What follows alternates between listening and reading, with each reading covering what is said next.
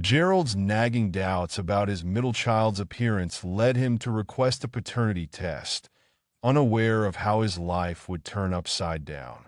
The DNA test results caused irreparable damage to his 12-year marriage. Don't forget to like, share, and subscribe for more inspiring stories. It was a regular day when I found myself staring at my 7-year-old son's school photo and searching for any trace of myself in his features. Aiden's face stared back at me and made me realize how he looked so different from his brothers. That familiar knot in my stomach tightened as doubts crept into my mind. Every time I looked at family photos, the contrast felt like a spotlight pointing at my darkest fears. I never thought these fears would ultimately ruin my life. Living in our suburban home with 3 beautiful boys and my amazing wife Julia, I had what most would call the American dream. That my job as an IT project manager kept us comfortable, and after 12 years of marriage, Julia and I still had that spark. She was the kind of partner who'd leave silly love notes in my lunchbox and laugh at my terrible dad jokes. We'd met at a friend's barbecue, and I knew from our first conversation that she was special. When we got married 2 years later, I thought I couldn't possibly love her more, that I'll never forget the day Liam was born. Julia had been in labor for 23 hours, and when they finally placed him in my arms, my whole world shifted. "He's got your eyes," the nurse said, and she was right. He had the same deep-set brown eyes and the same slightly crooked smile. Even Julia's mom couldn't stop gushing about how much he looked like me. "He's definitely your son," she'd say, laughing. Poor Julia didn't get a look in. Watching Julia with our newborn son made me fall in love with her all over again. The way she handled those sleepless nights amazed me, that I was honestly speechless looking at how she went through so much to bring our little one into this world. It made me respect my mother on a whole new level. When Julia got pregnant with Aiden 2 years later, we were over the moon. I couldn't wait to hold my second boy in my arms. However, things didn't feel the same when Aiden was born and I looked at him for the first time. While Liam had been my mini-me, Aiden seemed to come from nowhere. He had pearl blonde hair while we were all dark-haired. His eye shape and color were totally different, and his smile wasn't like mine at all. "Babies change as they grow," Julia had said when I mentioned it casually. "Remember how Liam looked completely different at 3 months?" Advertisement, I nodded and pushed the thoughts away. But they never really left. Looking back, I tried to ignore it. Aiden was such a happy baby. He was always giggling and reaching for me when I came home from work.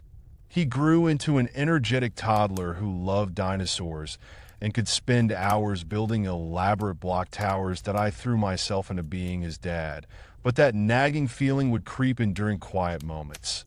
Then came Owen last year. The moment I saw him, it was like seeing Liam all over again.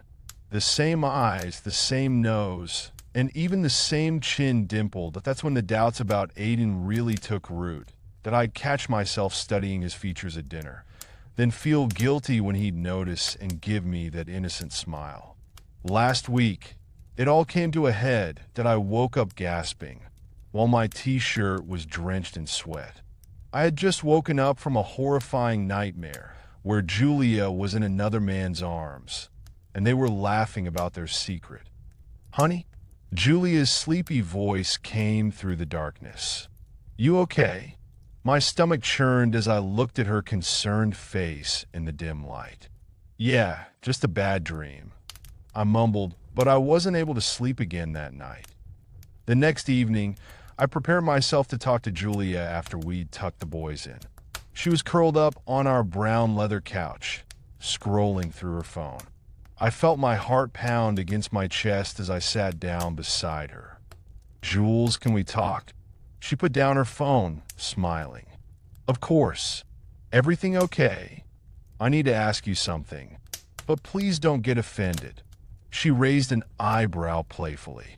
"Oh God, have you fallen in love with someone else?"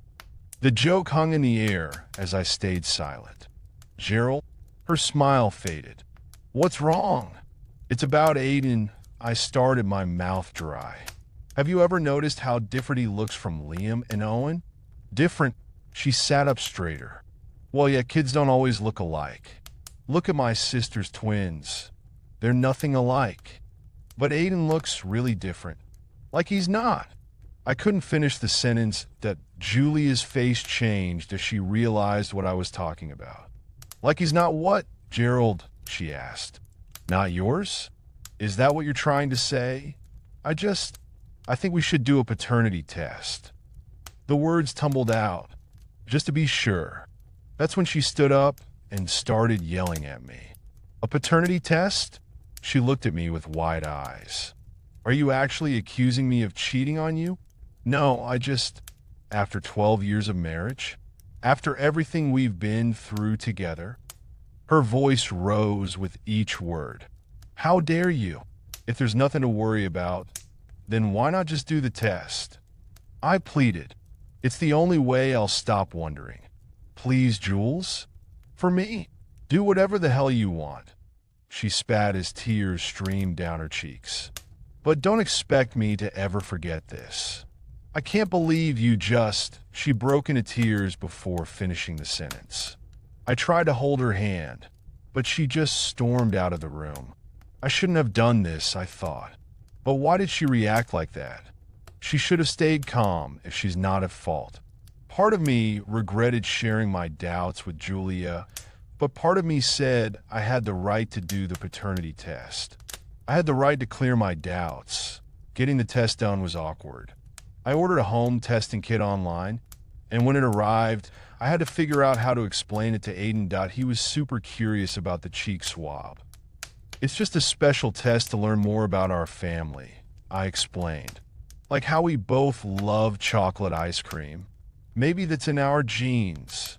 Will it hurt? He asked, clutching his favorite dinosaur toy. Not at all, buddy. It's just like brushing your teeth. He sat still while I swabbed his cheek. Then, he ran off to play with his brothers, already forgetting about it. I wished I could forget too. The next 2 weeks were the longest of my life. Julia barely spoke to me and slept in the guest room. She only talked to me about the kids' schedules. Nothing else to AT dinner. She'd serve my plate without looking at me, and I noticed she'd stopped wearing her wedding ring. When the envelope finally arrived, my hands shook as I opened it. The results were clear: 0.99% probability of paternity. Aiden was mine. The relief that flooded through me was immediately replaced by shame that I showed Julia the results that evening, hoping it would fix things. Instead, she burst into tears. You think this makes it better? She asked. You broke us, Gerald. You broke our trust. I'm sorry, I whispered. I was wrong. So wrong. I've been thinking about divorce, she said quietly. Divorce? I repeated, unable to process the word. No, please. We can work this out. We can go to therapy. Anything. How can I stay with someone who didn't trust me? Who was willing to risk our son's sense of security because of his own insecurities? She wiped her eyes. What if Aiden finds out someday that his own father doubted he was his? Do you know what that could do to him? I'll never let him know. I promised. Please, Jules, give me a chance to make this right. You don't get it, do you? This isn't about the test results, she shook her head. It's about what you were willing to risk. Our marriage, our family stability, and our son's sense of belonging. All because you couldn't trust me. I spent the next 3 days sleeping on the couch, trying to figure out how to fix what I'd broken. Meanwhile, the kids noticed something was wrong. Liam asked why Mom's eyes were always red, and Aiden kept trying to make us laugh at dinner. Even baby Owen seemed fussier than usual. Finally, Julia agreed to try couples therapy, but with a condition. If this doesn't work, I'm leaving, she said firmly. I won't live in a marriage without trust. And Gerald? Even if I stay, I don't know if I'll ever forgive you for this. So here we are, sitting in a therapist's office twice a week, trying to rebuild what my doubts destroyed. I guess Julia was right. The DNA test results don't matter anymore. The real damage wasn't about biology. It was about trust. The therapist says healing takes time, but I wonder if some wounds go too deep to heal. I thought taking that test would give me peace of mind. Instead, it taught me that some questions are better left unasked, and some doubts can destroy the very thing you're trying to protect.